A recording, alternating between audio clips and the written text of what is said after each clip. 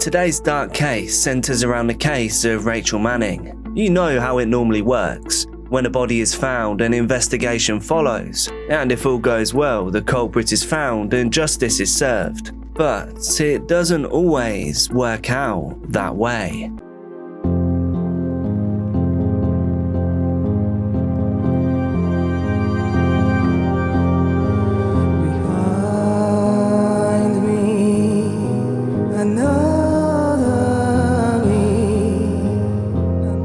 Viewer discretion is advised for this educational documentary. Welcome back to Case Documentaries. I bring you true crime, disturbing stories and other things that you may later regret knowing. And right now I'm dropping new videos every Wednesday and Sunday. If you want exclusive videos that you can't see anywhere else, plus access to our private Discord server to chat with me and the others, along with behind the scenes updates and pictures, and of course to be thanked in every video, then please do think about joining the Inner Circle on Patreon. The link is down below. And so, thank you to everyone in the Inner Circle. If your name is on screen right now, then you're a legend. Let's get straight into today's dark case.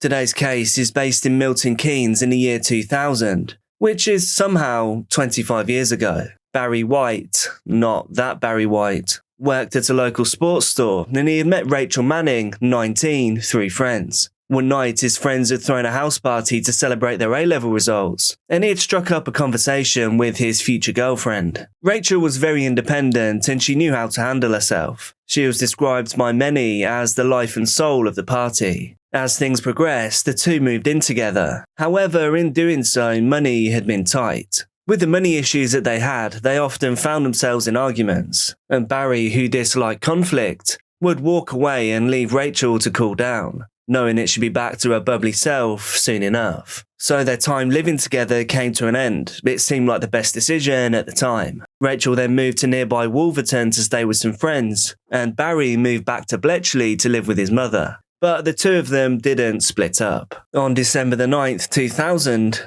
Rachel and Barri planned to celebrate his mother's 40th birthday with friends at what was to be a 70s-themed party. They were looking forward to a much-needed night out, and they both got fully involved and dressed the part. Barri was in flares, and Rachel was in a distinct pale blue wig. And so they spent the night partying with their mates, drinking and dancing in their 70s-inspired costumes, and some of this was captured by others attending the party. They were evidently enjoying their night, and they didn't want it to end, so they decided to head to Chicago's nightclub in the city centre and continue their celebrations until around 1:30 a.m. At that point, the pair visited a kebab stall, and it was there that Barri got into an altercation with a local man, someone who was actually known to be a troublemaker. The CCTV footage that would later become integral to the investigation shows Barri being surrounded by a few men who can be seen hitting him. Apparently, a drunken Barri had spilled a little salad from his kebab onto the guy's shoes, and he wasn't very pleased about it.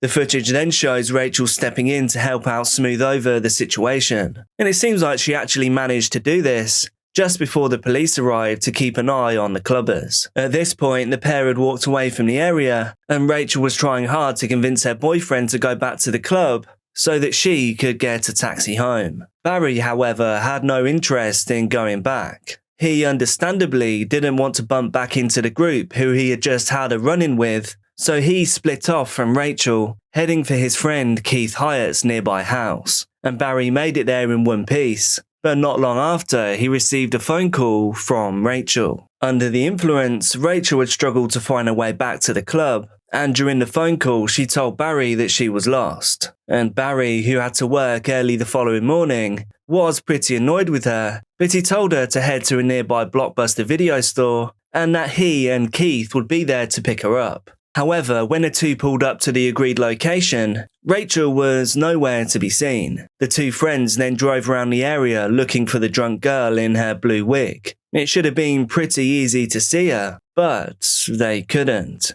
They returned several times to the Blockbuster store that she was supposed to be heading to. She should have been there by now, but instead, she'd vanished. Eventually, Barri left Keith in the car to wait for Rachel, whilst he circled the block on foot. This too was captured on CCTV footage, but it was at this point that Barri gave up looking, and he asked Keith to take him back home. After all, Rachel should have made it back to a warm bed, her only worry being an impending hangover. But in reality, the situation she found herself in was of stark contrast to that. The following morning, Barri went to work as usual and later returned home. When he learned that no one had heard from Rachel, he decided to visit her workplace, where he found out that she'd never made it into her shift that morning. At this point, he visited her flatmates and called her parents. They immediately reported Rachel Manning as missing.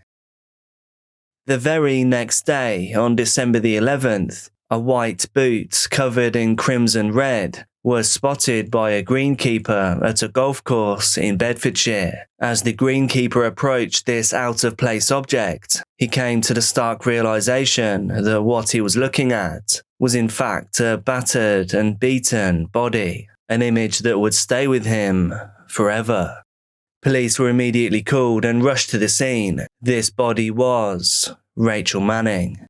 A post-mortem investigation revealed the horrors of Rachel's night after getting off the phone to Barri. Her attacker had throttled her, and she had been struck at least 17 times. Teeth were missing, her jaw was broken, her cheeks, forehead and eye sockets were so disfigured that police would later suspect that the perpetrator may have been deliberately trying to make her unidentifiable.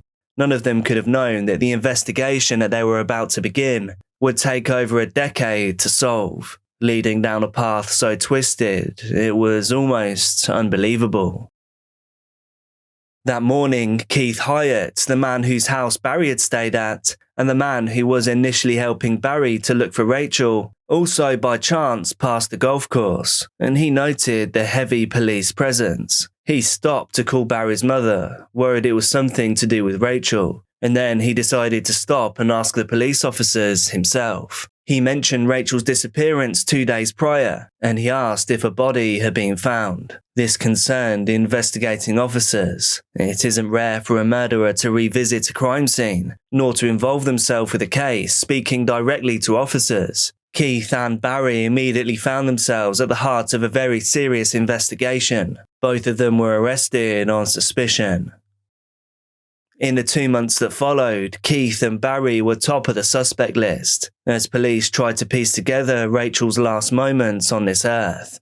After interviewing the two men multiple times, a case was built against them, pinning the act on the boyfriend and painting Keith as an accomplice. Though the police didn't have any real evidence to go by, they believed that the two men were in fact in a homosexual relationship together and had sinisterly decided that Rachel had to go, leaving them to be together. But they would need much more than that to get this case to court. Enter forensic geologist Kenneth Pye. He found lighter flint particles on Rachel's body that were also present in Mr. Hyatt's van, giving the prosecution evidence that Rachel had been in the van some time previously. This counted as physical evidence, so the case was building. 2 years later, in 2002, Barri White would be tried and convicted of his girlfriend's murder, and Keith of perverting the course of justice by helping to dump her body, all of which should have tied this case up in a neat bundle. But this was just the beginning. Barri would serve 6 years of his life sentence pleading his innocence and appealing decisions. And whilst he wouldn't be the first murderer to deny his guilt, more had to be done to determine whether he was actually responsible for this crime. Following the men's arrest, Keith's family reached out to the BBC's Rough Justice team. This was a show known for helping with miscarriages of justice. Before this, Keith had never had so much as a parking ticket, and now he was being dragged into Rachel's murder case. The team at the BBC was immediately interested, given how little evidence the men had actually been convicted on. There were a few suspicious elements that needed to be addressed though. Keith had washed his van the day after the murder, which did paint him in a bad light, so Rough Justice had to proceed cautiously. In the meantime, unsurprisingly, Barri struggled with his incarceration in trying to comprehend the 16-year sentence that lay ahead of him, and he turned to substances early on, and he even spent time in the hospital wing in case he was to make an attempt on himself. However, when rough justice got involved, and he began to see that there was perhaps a light at the end of the tunnel after all, Barri was able to live with a new hope. Both of the men submitted themselves for DNA testing, all in the hope to prove their innocence. They were told that if the rough justice team got involved and they were guilty, that they would be found out rather than being cleared. The documentary team enlisted a forensic expert, Dr. Peter Bull, who worked pro bono, and he uncovered that the forensics in the case had been circumstantial at best. They did controlled experiments that highlighted how thousands of particles could spread a distance of 2 meters from an individual flick of a lighter. So the evidence of the flint particles that helped to convict the men was actually pretty weak. Between the CCTV of Barri walking around the Blockbuster area looking for Rachel and the phone calls made and received, there was only a 20-minute window in which his whereabouts couldn't be concretely accounted for. The time needed to find Rachel, to murder her, and to travel to the golf course and back didn't actually correlate with any of the timestamps on the CCTV.